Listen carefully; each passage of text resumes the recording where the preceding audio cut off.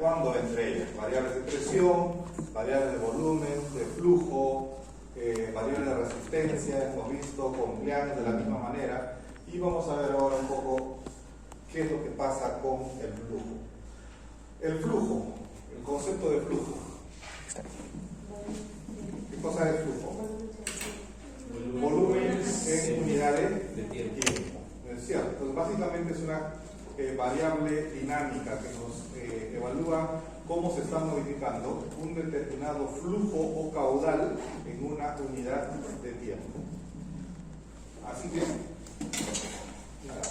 nada. A ver, un pequeño detalle.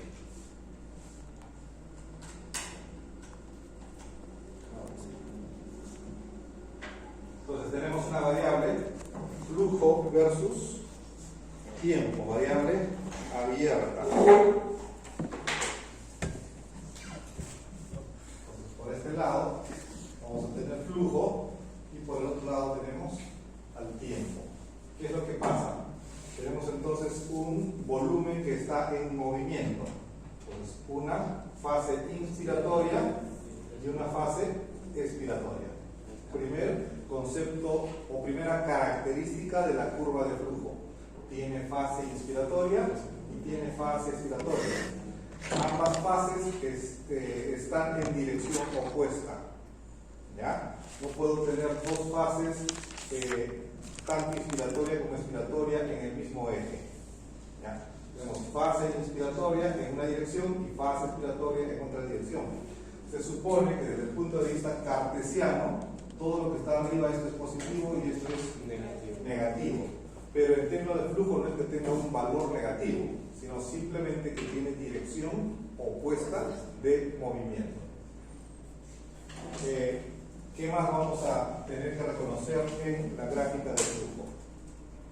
A ver, que la gráfica de flujo tiene también diferentes formas de expresión de acuerdo a ciertas características de la velocidad de entrada.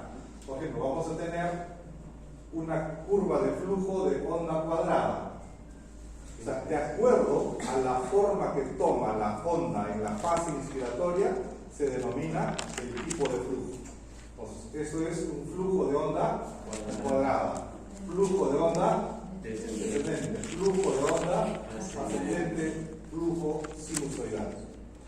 En este flujo, ¿cómo? En el flujo de onda cuadrada, ¿cómo es el flujo? ¿Ah? No. Es flujo de onda constante, es decir, el flujo desde que empieza en este punto hasta este punto que finaliza, siempre va a ingresar a la misma velocidad. O sea, el aire está entrando, supongamos acá una velocidad de 40 litros por minuto, solamente por decir la velocidad. A esa misma velocidad ingresa desde el inicio hasta el final. No hay modificación en cuanto a la velocidad del flujo. Eso es una característica del flujo de onda cuadrada, velocidad constante. ¿Ya? ¿Qué ocurre con el flujo de onda desacelerada? Baja la velocidad. Inicia con alta velocidad y luego va bajando de manera progresiva hasta llegar a cero. La onda acelerada empieza en cero y va incrementándose en velocidad progresivamente hasta llegar a un pico y luego cae bruscamente. El flujo sinusoidal ingresa a gran velocidad, luego va disminuyendo y luego va aumentando poco a poco en la fase expiratoria hasta agarrar una gran velocidad en la fase expiratoria. Flujo de onda sinusoidal. Ahí tenemos ya en el tiempo inspiratoria, expiratoria, inspiratoria, expiratoria. En la respiración espontánea vamos a tener esta característica, ¿no? La respiración espontánea no tiene flujo de onda cuadrada, ni acelerada ni desacelerada. Es un flujo sinusoidal, ¿ya? No tiene variaciones bruscas. Es flujo, digamos, de oscilación más o menos progresiva. Cuando nosotros nos encontramos en ventilación mecánica, podemos modificar el tipo de flujo de acuerdo a nuestra necesidad. En líneas generales, casi todas las máquinas vienen preconfiguradas en flujo de onda cuadrada. Casi como que ya viene seteado, programado para tener ese tipo de flujo. Entonces, flujo de onda cuadrada. Pero nosotros podemos modificarlo en el ventilador y hacer que pueda ser un flujo de onda descendente o de onda ascendente. También se conoce como flujo en rampa ascendente o en rampa descendente, ¿ya? De acuerdo a cómo los libros lo llaman. Ahí vamos.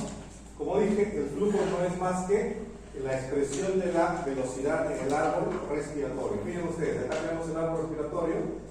Está iniciando a ingresar el aire y en la curva de flujo vemos cómo se modifica. Está ingresando y sigue ingresando el aire al inicio a gran velocidad, ¿ya? Al llegar a las bifurcaciones empieza a bajar de velocidad porque se va abriendo en diferentes tipos de bronquiolos cada vez más abundantes, por lo tanto el flujo se distribuye y la velocidad disminuye, y esto se ve hasta llegar a los alvéolos donde ya no puede seguir avanzando.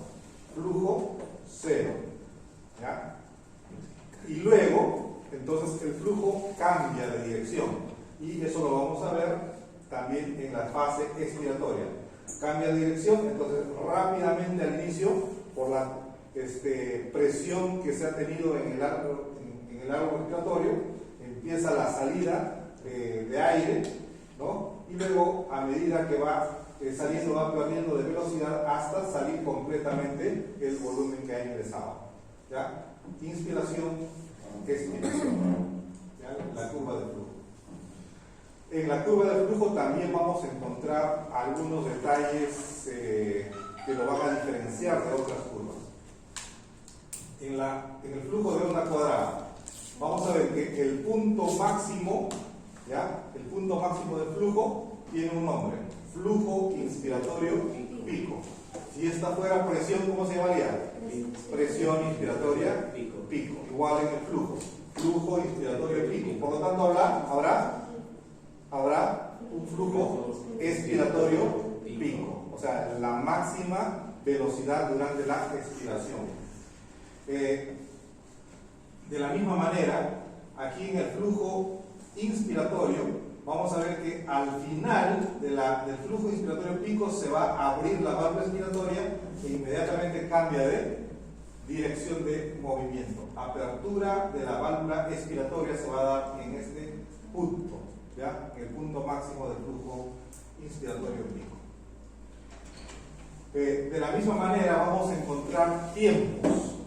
El tiempo que dure la inspiración se llama tiempo inspiratorio. El tiempo que dure la expiración, desde la expiración, se llama tiempo expiratorio. Si supongamos, yo encuentro una curva de flujo que hace esto, ¿ya? Miren ustedes, fase expiratoria. ¿Dónde empieza la inspiración? ¿Dónde empieza la inspiración? Inspiración. En el lado negativo. ¿Ah? La inspiración se inicia antes que termine la fase expiratoria. Si yo estuviera frente a un ventilador mecánico, ¿qué es lo que yo haría acá? Esto puede ocurrir porque entró un interno, programó tiempo inspiratorio 1, tiempo expiratorio 1.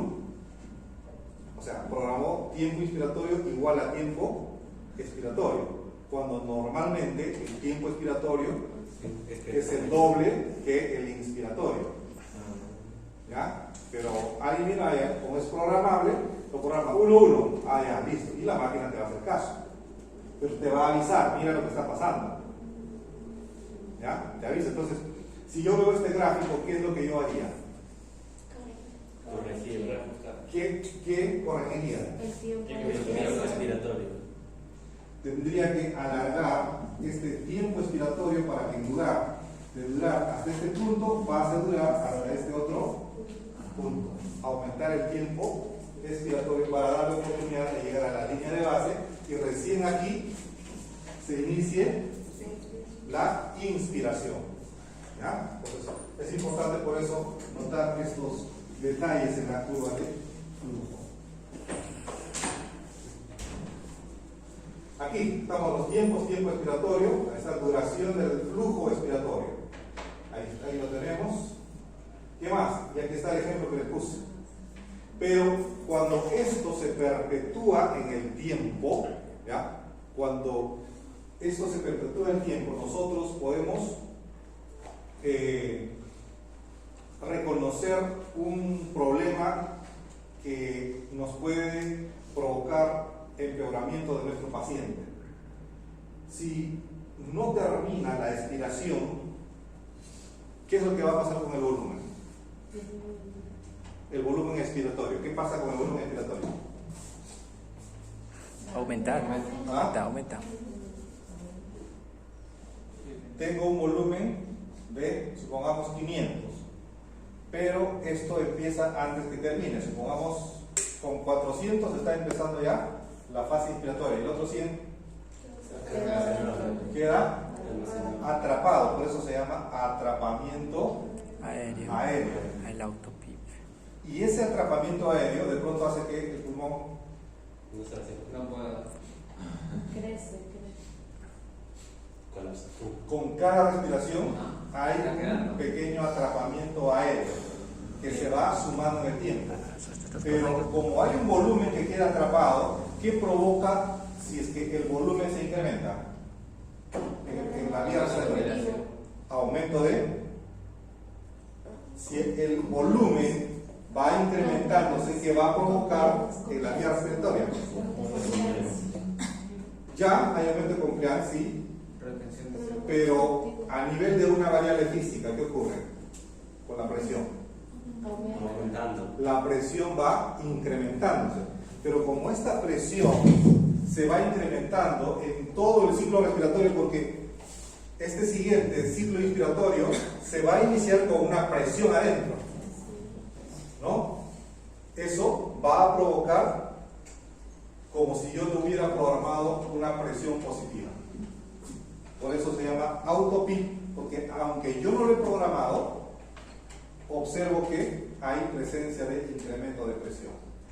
Entonces, este datito es muy importante reconocerlo por la presencia de autopip o incremento de presión. El incremento de presión intratorácica, ¿qué puede provocar ustedes que llevan un cardio en la hemodinámica?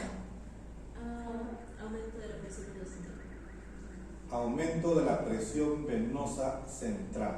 Disminuye el retorno. Pero antes que eso, ¿qué va a provocar? Disminuye el retorno. Disminución de porque si es que aumenta la presión intratorácica, no va a ingresar este volumen de retorno, ¿no? Y al no haber o al disminuir el volumen de retorno, ¿cómo está el volumen en aurícula derecha? La presión disminuye. No por volumen, Volumen disminuye. volumen disminuido. Si es que tú sigues en esa cadena, al final, con la presión arterial, ¿qué va a ocurrir? Aumenta. Disminuye la presión arterial. Por eso es que la presencia de PIP o autopip en un paciente descompensado te puede provocar hipotensión. ¿Ya? Hipotensión hemodinámica. Entonces hay que estar vigilando por eso estos detalles, porque después dice, ¿qué ha pasado? Que estaba bien hace un ratito, le puse el ventilador y ahora la presión está que se cae, que se cae, que se cae. ¿No? Hay que estar por eso relacionando esas variables fisiológicas. ¿Qué más podemos encontrar en una gráfica de flujo? De pronto vemos pues que hay un tiempo expiratorio bastante largo, ¿no? Y a pesar de ser largo, no hay, digamos, llegada o culminación de esta fase expiratoria. Entonces, hay un flujo expiratorio pico, un tiempo demasiado prolongado, pero un área pequeña de la fase expiratoria. Eso ocurre cuando hay ciertas obstrucciones en el flujo, especialmente en pacientes con espasmo bronquial, con asma bronquial. En este caso, por ejemplo, lo que se hace es, si reconozco este tipo de curva, en este punto le voy a dar, ¿qué cosa? Broncodilatador. Le doy broncodilatador que puede ser salbutamol, fenoterol, todos los clenbuterol, todos los teroles, ¿ya? Le doy un beta-2 agonista, espero un momento y voy mirando cómo se modifica la fase expiratoria. Si aumenta de área, si llega a la línea de referencia, entonces estoy teniendo tiempo o una respuesta positiva al tratamiento broncodilatador. O sea, sirve también para ver respuesta al tratamiento broncodilatador, las curvas de flujo. Y esto es más o menos los detalles característicos de la gráfica de flujo que no debemos olvidar.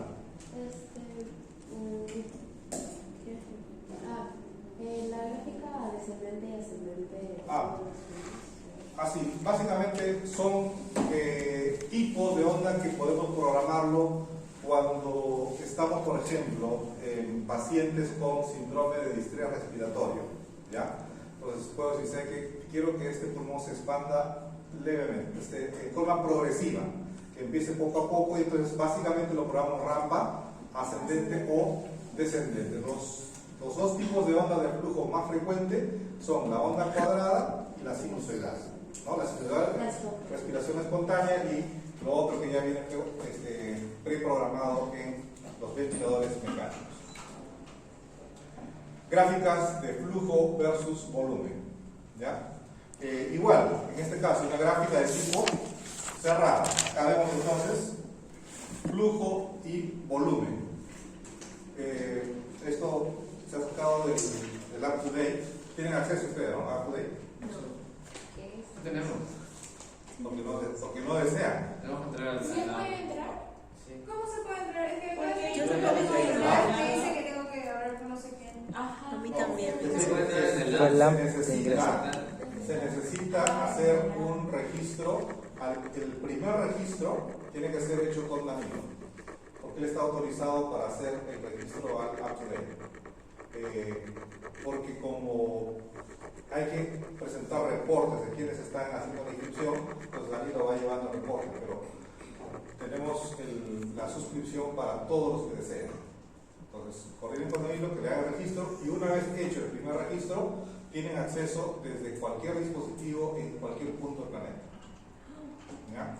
De cualquier dispositivo de celular, de una PC convencional, con su código de respectivo. Tiene validez mientras estén ustedes matriculados, y hasta por un año, que generalmente se vence de julio a julio. O sea, ahorita hemos renovado recién a fines de julio, ¿ya? Y en esta plataforma es una de las mejores plataformas de decisiones clínicas. Cierto que la información de ciencias básicas todavía no es abundante acá, porque no está diseñado para ciencias básicas, pero sí encontramos también algo de información. Sin embargo, para sus cursos clínicos, ahí sí es vital, porque si ustedes quieren reencontrar información, por ejemplo, sobre el último tratamiento de la hipertensión arterial en gestantes, lo buscan y van a encontrar con una actividad muchas veces de 15 días. Un resumen, un consenso de, digamos, de un tiempo reciente. Hemos actualizado ayer, ¿no? Entonces, UpToDate tiene un grupo de profesionales por cada especialidad que va revisando toda la literatura existente, hace un consenso y un resumen de esa literatura y lo pone en forma resumida, sintética. Es como que te mastica todo para que ustedes simplemente lo puedan deducir. Bueno, aquí nos encontré una curva de flujo-volumen. Como bien saben, entonces tenemos un punto cero de flujo, va aumentando el flujo porque va ingresando un volumen respectivo, primero a un flujo elevado, que puede ser 40 litros por minuto, a gran velocidad. ¿Qué tipo de flujo es? ¿Qué tipo de flujo es? De onda cuadrada, porque en todo momento mantiene la velocidad, es velocidad constante. Flujo de onda cuadrada, y luego en la fase expiratoria simplemente cambia de dirección y llega al punto de inicio. En todo ese proceso, por ejemplo, en el eje del volumen nos registra cuánto de volumen está generando como ingreso este flujo respectivo. ¿Ya? Un flujo de 40 litros por minuto no significa que está ingresando 40 litros, sino que tiene una velocidad de 40 litros por minuto. El volumen lo encuentro en el eje de volumen. ¿Ya? Entonces, está en la fase inspiratoria, por ejemplo, acá está ingresando alrededor de 600 centímetros cúbicos como volumen. ¿Qué tipo de volumen? TB, ¿qué significa?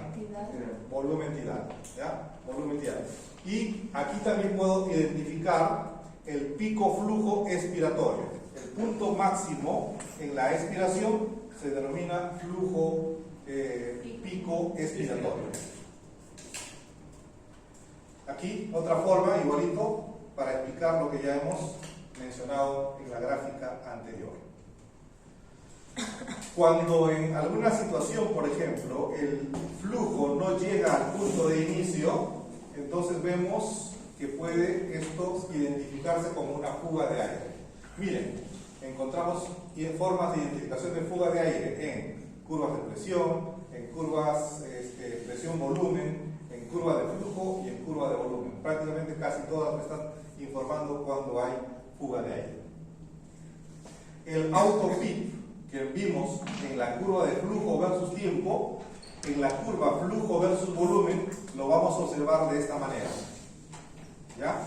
Cuando la fase expiratoria no llega al punto de inicio, sino llega, digamos, a un intervalo suficiente como para poder identificar la magnitud de flujo que es atrapado. ¿Ya? Entonces, acá encontramos también atrapamiento aéreo o podemos encontrar presencia de autopip. ¿Ya? Autopip. Este tema de autopip yo sinceramente no lo entendía mucho. ¿Ya? Imagínate todo. ¿Ah? Hasta ahí. El tema es que cuando mis hijos eran pequeños, nos fuimos de paseo y llegamos a un sitio para practicar buceo. Ellos sabían nadar desde pequeños, pero yo no tanto. Me defiendo, pero no soy experto, que digamos. Entonces, tuvimos una instrucción rapidísima de 10 minutos ahí con el instructor ahí para hacer este buceo. Te ponen una cadena en la cintura, tu válvula para que puedas respirar y ¡pum! Te lanza, ¿no? al mar. Generalmente un sitio de unos 30 metros de profundidad. Yo nunca había utilizado esas válvulas, ¿no? Pues cuando quise respirar no podía respirar. Pero fundamentalmente tenía dificultad en la expiración. Entraba fácil.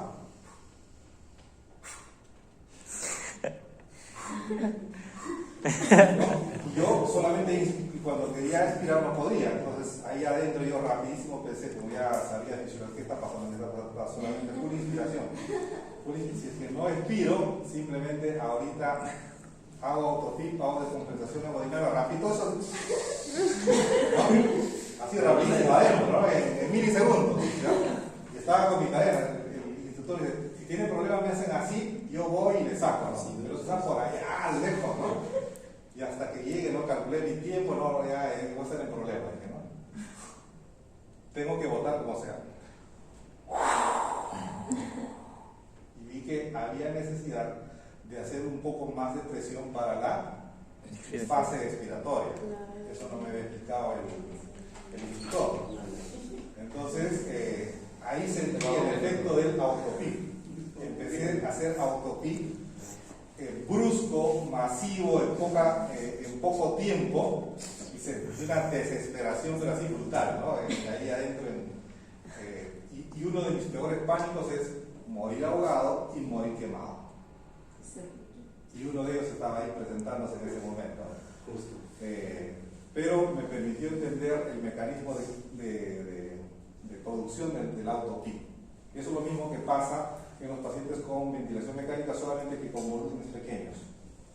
se va atrapando ISS más ISS más ISS, poco a poco, no se va notando, poco a poco, y alrededor de un par de horas sientes que tu paciente empieza a descompensarse.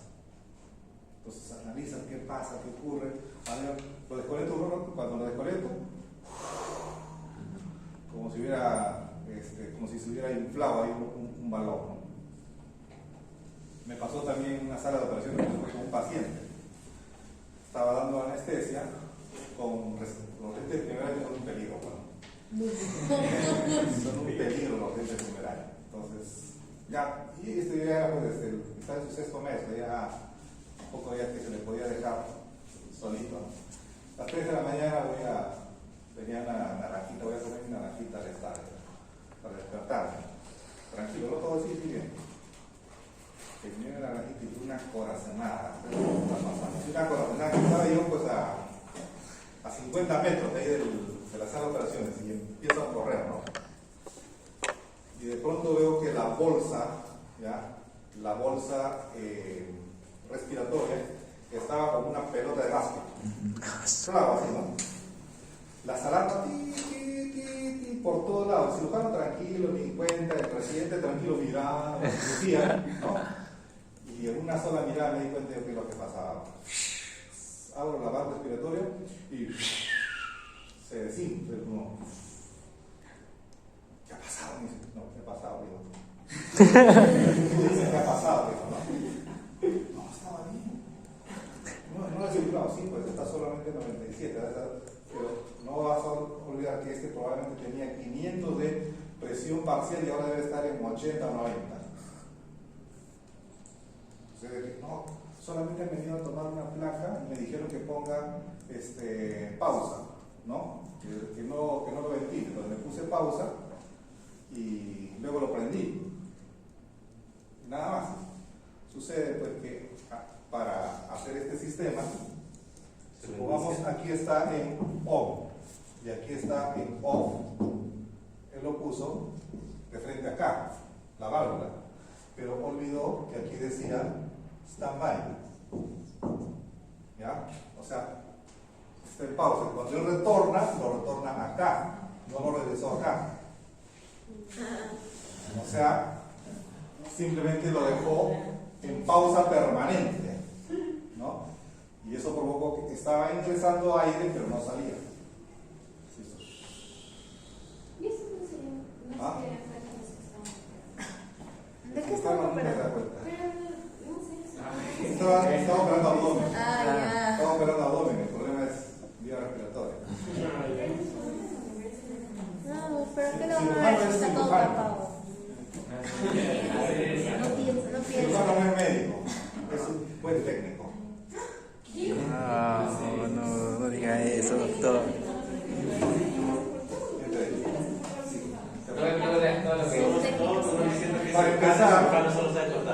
Para empezar, etimológicamente o históricamente, el cirujano no fue médico. Por eso se llama cirujano barbero, porque en la Edad Media, en la Edad Media, cuando querían hacer una cirugía, llamaban al experto en cuchillos. ¿Ya? Y el experto en cuchillos era el afeitador, el barbero. Te cortaba como... Entonces el médico llama, hey, barbero, ven.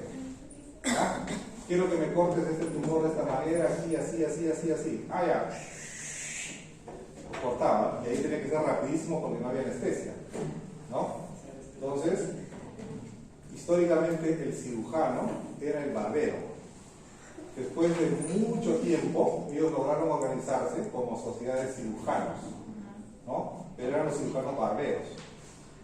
Hasta que posteriormente ya entraron a ser parte de la medicina, ¿no? Como ¿ah? Ben Carson es neurocirujano, ¿no? Pero igual, es un buen técnico también. Un buen técnico de carrera. Cuando ahí no pueden operar, pueden bajarme el cerebro porque está que se dematiza. Entonces la anestesiólogo. Ya, ahora puedes operar. Ahora sí. En cierto momento, después de eso fue una vez que estaba con una neurocirugía, estaban haciendo un clipaje de aneurisma y el neurocirujano, el clipaje de aneurisma puede ser tan rápido porque es, como su nombre lo indica, acá tienes el aneurisma, acá tiene una migración, identificas abajo el cuello, entras con un clip y pones el clip. Ese es la cirugía. ¿Ya?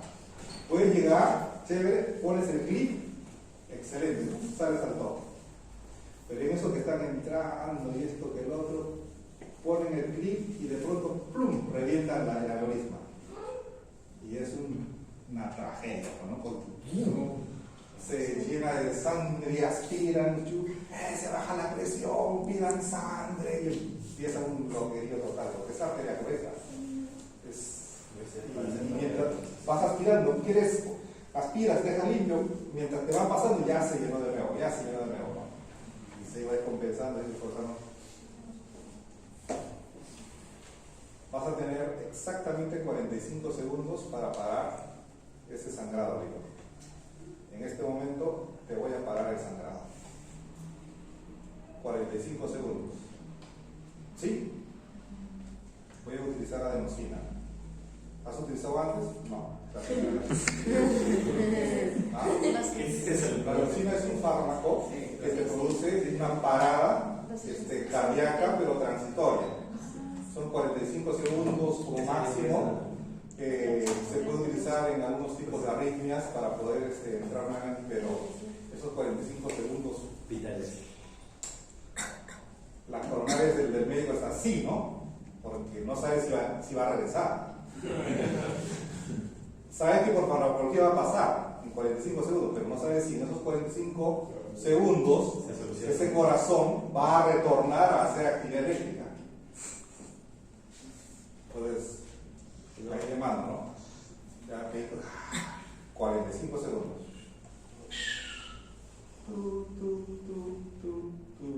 Busca.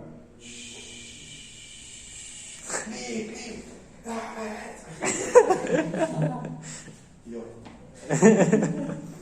mirando a mi monitor, mirando a 40, 50 segundos.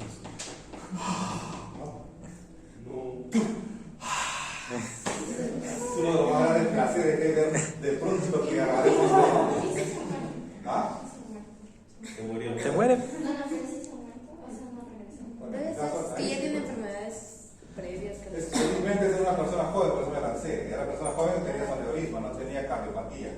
Si fuera Pero si ya fue un cardiópata, anciano. no, ya tú agarras el problema. Pero se puede utilizar así algunas propiedades farmacológicas para ayudar al cirujano. Ayudar. Consuela decir, pues, ¿quién es el que mantiene vivo al paciente mientras el cirujano le saca el hígado? Sí, Ya, no se hable más de eso. No diga eso. Sigamos. Ahí está el tratamiento aéreo. Ahí están los tipos de ondas, solamente para recordar. Esto lo pongo para diferenciar. Miren ustedes, esto es una onda. ¿Qué tipo de onda? Cuadrada. Cuadrada, ¿cierto?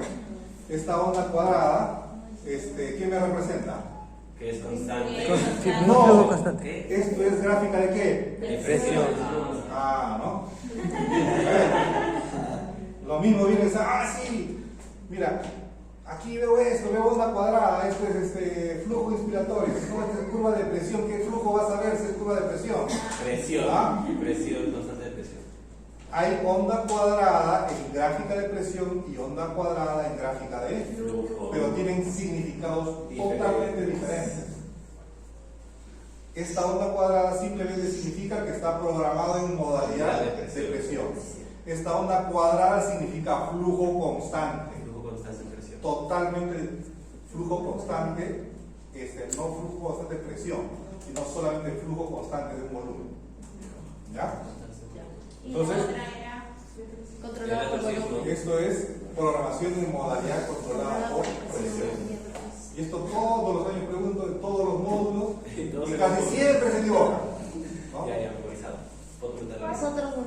Nosotros no. Nosotros no. La niña No siempre. me vengas aquí. Los que han venido no. Entonces ahí tenemos, estos son gráficos para ver onda cuadrada, rampa, descendente. A ver, hagamos un ejercicio rapidito para ya ir integrando todo. ¿Qué vemos acá? ¿Ah? Presión de tiempo. Empecemos por partes. Gráfica de Gráfica abierta. presión, tiempo, gráfica abierta. ¿Ya? En modalidad Controlado por por volumen, donde apreciamos que un pico de 33. hay, ¿ya? Pico. Presión inspiratoria. ¿Todos tienen presión inspiratoria? Pico. Pico, ¿Cuánta vez? claro. O sea, alta, dijiste. ¿Por qué? Porque está muy elevado. O sea, no puedo. Yo puedo dibujarte, ¿no? Elevado, pero te pongo acá por decir una magnitud de 20. Por la. No está elevado. No está tanto la visión. ¿Ah? No. Pone 33. Porque les dije que el límite de presión, ¿cuánto era? El límite normal de presión, 30. 33. Ese 33 ya superaste tu límite, está con presión inspiratoria pico elevada. ¿Qué tipo de gráfico es esto? Ese es este Flujo. flujo. Ya, Flujo ese es el volumen. flujo, mira. Tienes que empezar a leer también eso. Flujo tiempo. Eso es cuadrado. No, Es Gráfica flujo es- versus tiempo, gráfica abierta, flujo de onda Cuadrada. ¿Ah? Cuadrada. cuadrada. Pero no Tiene que parece tener cuadrado. tiene que tener imaginación, pues. Parece más Pero es que circuito. Acá, esto es gráfico, esto es dibujo, esto es pintura. La vida real es esta. Parece circuito. A ver, Esa es la vida real. Mejor decirnos de la vida real, vámonos. Estas son las cuadradas. ¿Ya? Ese dije, pero A es que el ver, anterior ¿podemos esa no ver- parece cuadrado. podemos ver una sinusoidal para ver la diferencia y en el examen. No, pues, en una sinusoidal probablemente lo van a ver. Más que sinusoidal parece Un ascendente. ¿Ya? un ascendente. Ascendente con meseta. Ahí sí No, vemos o sea, no porque tiene una pasitas, rampa sí, ascendente. pero no es ascendente porque tiene Pero pasitas. también se muestra una rampa ascendente. No es cierto. Lo que pasa es que cuando hay incremento de presión es porque hay algún tipo de obstrucción. Entonces, al inicio tratan de romper la obstrucción y la máquina detecta que hay cierta resistencia. Por eso no se observa un incremento rápido del flujo. Tienen que vencer primero esa resistencia. ¿Ya? Entonces, Pero luego ya ¿no es normal? pasa.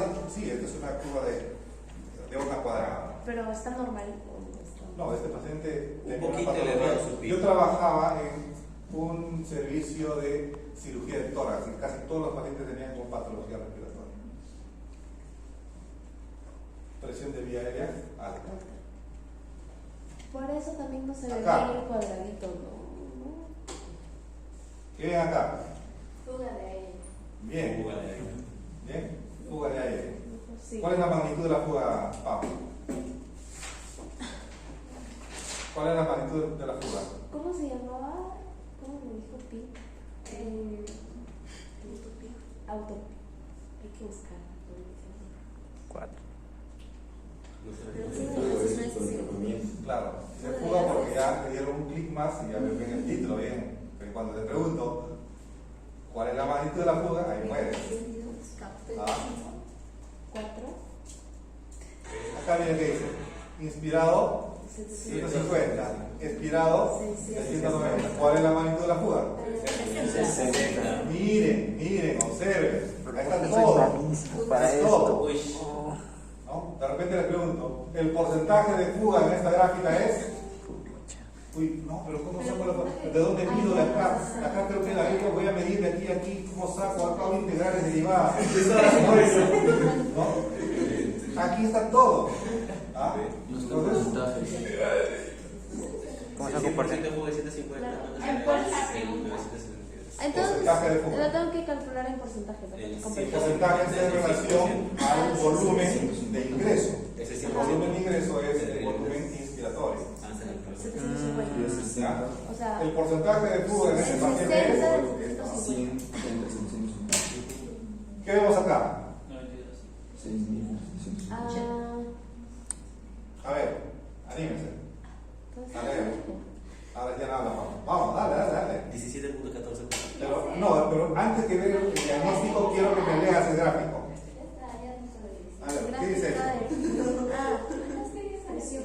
presión. ¡Pam! Dígame esto. Aleta de tiburón.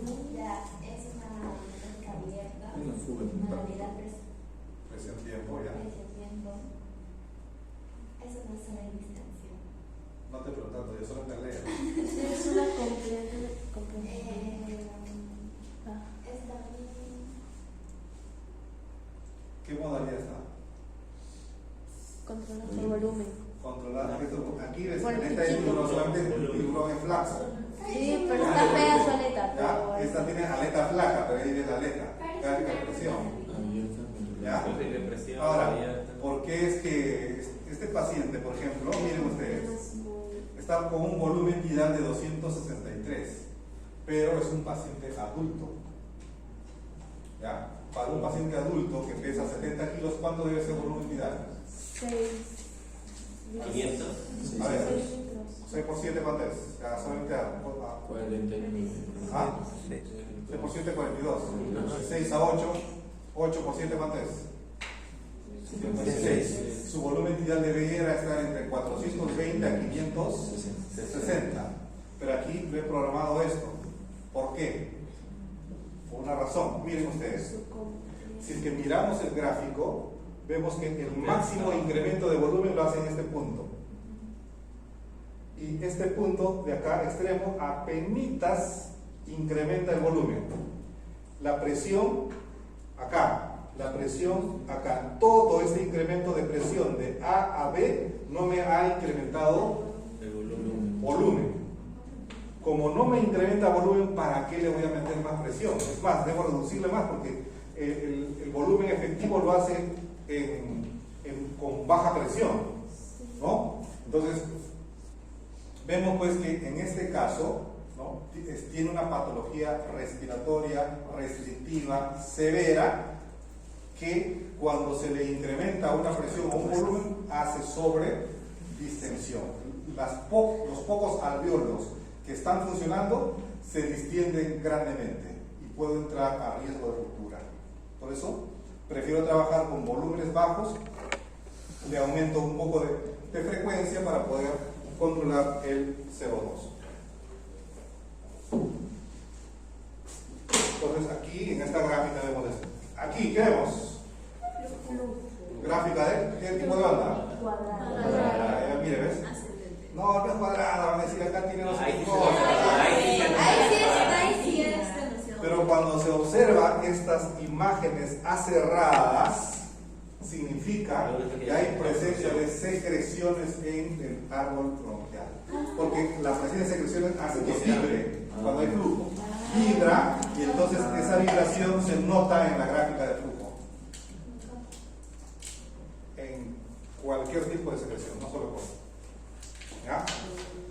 Miren cómo toda esa información le da las gráficas. Con una mirada, en 5 segundos están haciendo diagnóstico. Le dije al inicio, ustedes van a hacer diagnóstico con una mirada. Y están empezando a hacer diagnósticos con una mirada.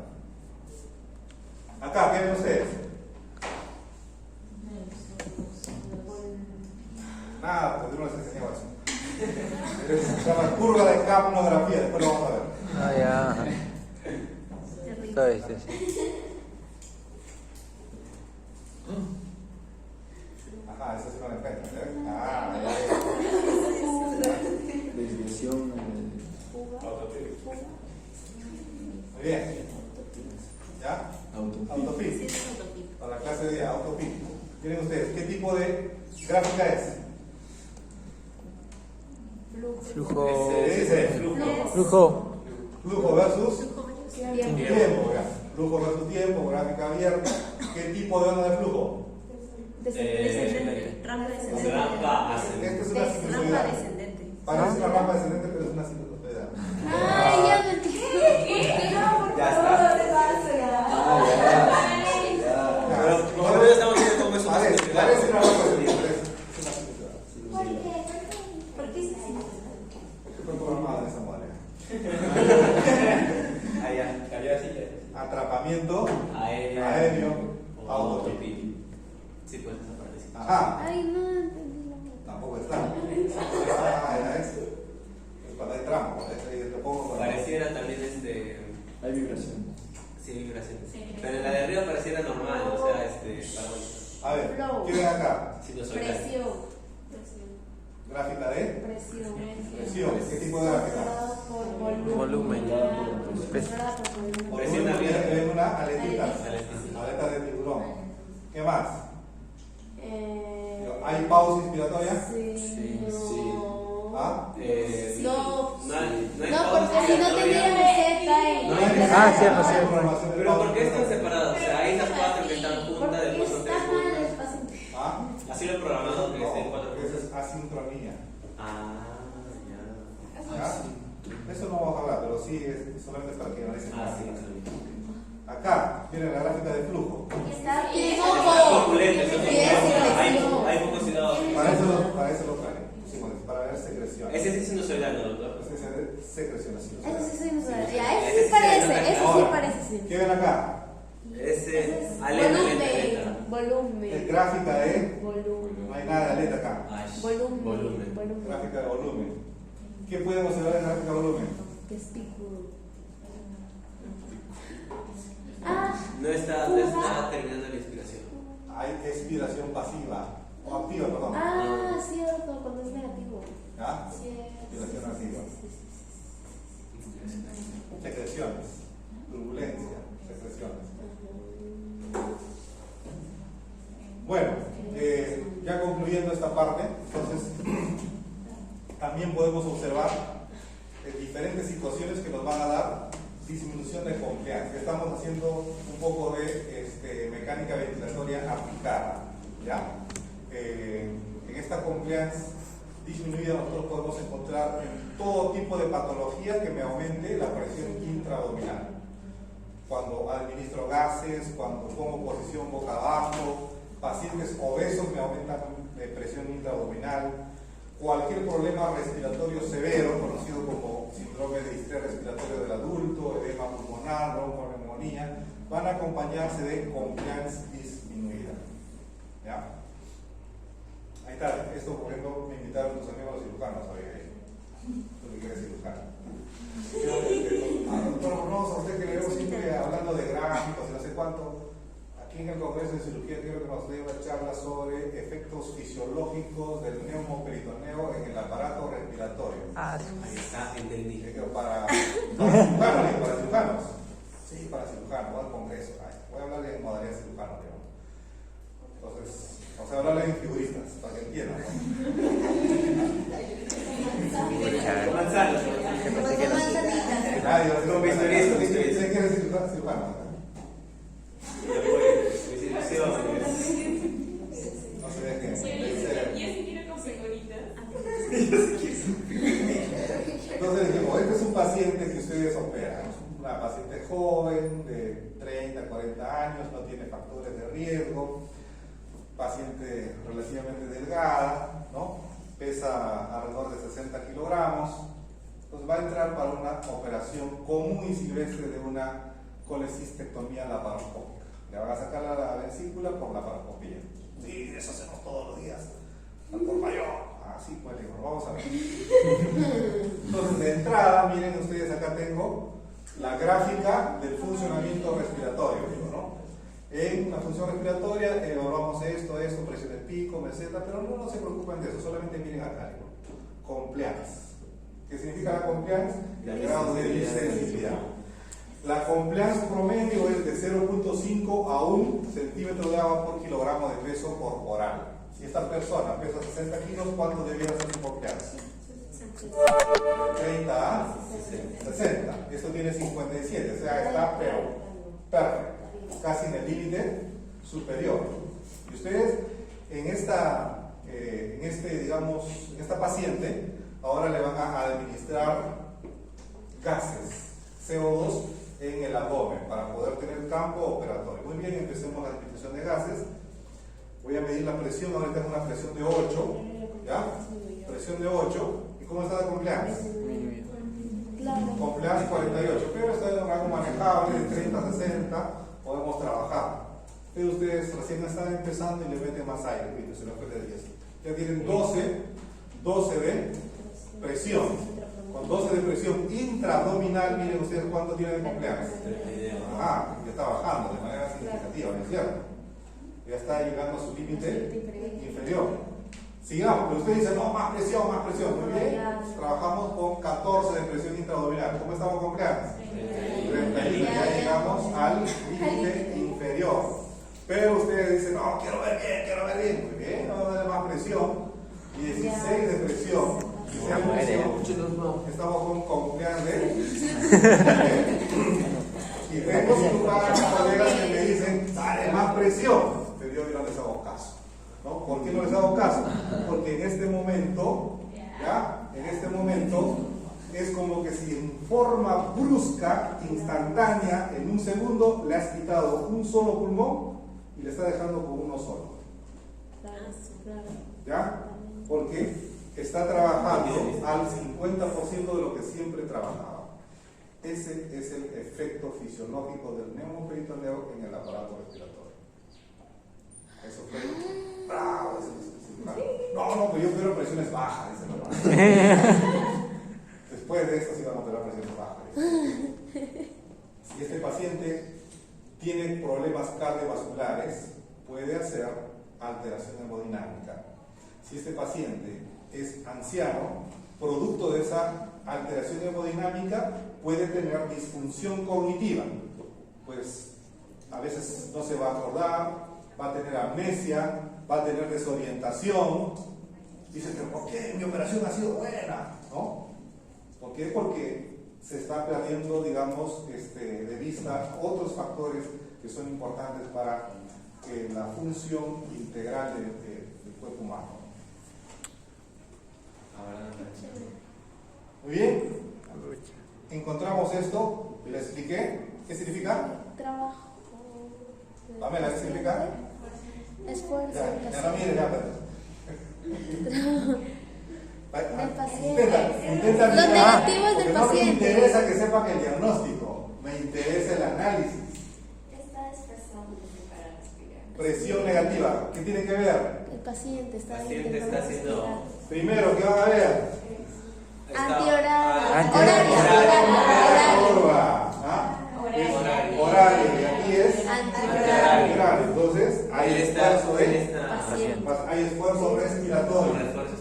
¿Ya? Ventilación de tipo Ventilación. asistida. ¿No? Asistida. Esfuerzo respiratorio. Nos sirve para poder controlar situaciones cuando solamente trabajamos con un solo pulmón. Y también nos sirve para poder controlar esa ¿Y situación. cómo O sea, se en hizo una para operación un trabajas solo solo con un pulmón? solo pulmón. Sí, nosotros intubamos, yo trabajo en eso. Le Ahí meten intubo un hasta solo uno. pulmón. Ahí, entonces, uno va ingresando y va girando y ya hace toda la maniobra para entrar un solo pulmón. ¡Hala! Y acá saben los tubos, uno para el lado derecho y otro para el lado izquierdo. Porque con un lado está trabajando el anestesiólogo y con el otro lado está trabajando el cirujano. Eso es cuando En le el vamos lado del cirujano se colapsa completamente y el anestesiólogo trabaja con el otro a... lado. Es cuando le vamos a operar de un pulmón. Para cirugías torácicas. Ah, Y aquí está, por ejemplo, una cirugía, ¿no? Dos gráficas diferenciadas para poder controlar cuando es con un solo pulmón o con dos pulmones. Hay mucha utilidad en poder controlar la mecánica ventilatoria en forma gráfica. ¿Ya? Me va a decir cuál es el estado del paciente, si hay lesión, no hay lesión, hay severidad, si tiene broncoespasmos, tiene problemas alveolares, voy a ver mesetas, voy a ver presiones inspiratorios picos, si tiene retención aérea, autopip, mira, toda la información que me puede dar mirando solamente gráficos. A veces cuando estoy con un paciente de primer año, ¡pum!, lo dejo, yo de lejito estoy mirando el gráfico, ¿no? Y ahí me dice todo, y el otro asustado, no sabe qué hacer, mira a un lado, a otro lado, está tenso, ¿no? Pero nosotros entramos en el momento más adecuado para poder apoyarme. Me va a orientar sobre decisiones terapéuticas, si voy a usar broncodilatador, no voy a utilizar broncodilatador, si voy a dar más volumen, menos volumen, aspiración de secreciones, tanta información que me puede dar también las gráficas, para ver obstrucciones, desconexiones y de la misma manera, para saber si ya está ventilando o no está ventilando, cuánto está ventilando, si tiene altas compliance, baja resistencia, si tiene o no tiene autopip. Mira, toda la información que ya pueden ustedes diagnosticar en sus pacientes. Ya hasta aquí ya tienen 50% de información para sus decisiones clínicas. Y por cierto, nos va a prevenir todas las patologías que de inicio le dije que podíamos encontrar en un paciente de estas características, ¿no? Parotrauma, neurotrauma, neumotórax, peritaxia, etc. Y ahora esto se conoce como estrategia de ventilación con protección pulmonar, ¿no? Y creo que es una característica que debemos ir acostumbrándonos a trabajar. De hecho, fui uno de los primeros en el país de poder difundir todos estos conceptos. Esto lo vengo hablando desde el año 98. ¿No? ¿Usted solo? ¿Ah? ¿Usted solo? Fui uno de los primeros. ¿Por qué les digo esto? Nadie entendió eso. Al inicio no, por una razón. No se Para hacer esto, ¿qué necesito? Necesito un sensor de flujo. Y no había en Y no había en ese tiempo. Las maquinitas de anestesia eran máquinas, unas cositas que solamente tenía bolsa para respirar, para ventilar. No había, esa era toda la máquina de anestesia. Pero de un momento a otro, el año 98, que yo empezaba mi primera año de residencia, ¿ya? De anestesiólogo, hubo cambio tecnológico. El Seguro Social compró máquinas modernas de anestesia que tenían todo el aparataje para medir espirometría, presiones pico, mesetas y todo, digamos, el monitoreo. Y los anestesiólogos antiguos, pues, era hablar chino eso, ¿no? Y ya estaba en un nivel que ese es un problema que tenemos tal vez los mayores. Nos acostumbramos y ya no queremos cambiar, ¿no? Pero los jóvenes sí tienen ya. Y encima tenían lucecitas, botoncitos por todos lados. No se me complica, yo solamente prendo y al toque empiezo a trabajar, ¿no? Pero yo había terminado ya mi maestría en fisiología, ya conocía muchos de estos conceptos y para mí era como que me ponía un laboratorio en sala de operaciones. Para mí fue al contrario, como un regalo, ¿no? Y encima la compañía, digamos, Datexomeda, General Electric, puso a un ingeniero biomédico 6 meses para enseñarnos todos los días. Los mayores no querían saber nada de esa máquina, entonces solo los de primer año, y entre ellos a mí me encantó tremendamente. Me puse a trabajar con el ingeniero biomecánico y aprendí todos los truquitos que tenía este tipo de tecnología, porque era un salto tecnológico. Y encima como que me habían castigado en la sala de tórax porque era nuevo, ¿no?